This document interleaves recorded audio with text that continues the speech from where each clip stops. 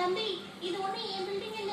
ஆனா நீ மட்டும் மனசு வச்சனா என்னால இந்த வேலையை தடுத்து நிறுத்த முடியும். 1 மணி நேரமா இவங்க எல்லாரும் பண்ற தொல்லை தாங்க முடியல ஆண்டி. ஓகே, அப்போ இது எல்லாத்துக்கும் ஒரு முடிவு கட்டணும்னா நான் சொல்ற மாதிரி நீ செய்யணும்.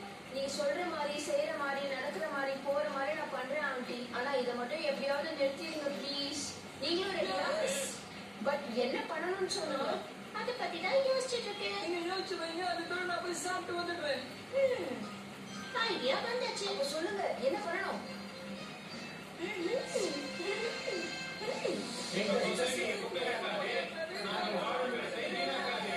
வணக்கம், என்னோட பேரு ஜூட்டி மிஸ்ரா. இங்க ஒரு உண்மையான கதையை தான் நம்ம எல்லாம் பார்க்க போறோம்.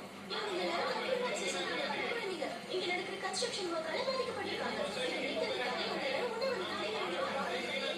இந்த குழந்தைங்களுக்கு நியாயம் கிடைக்குமா?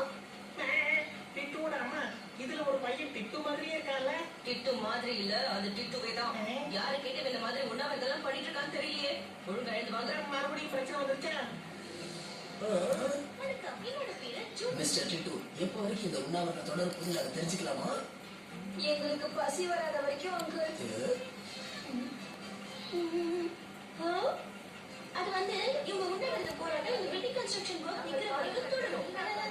டிட்டு, இந்த சின்ன வயசுல துணிச்சலா போராடுறதுக்கு நாங்க எல்லாரும் சல்யூட் பண்ணிக்கிறோம்.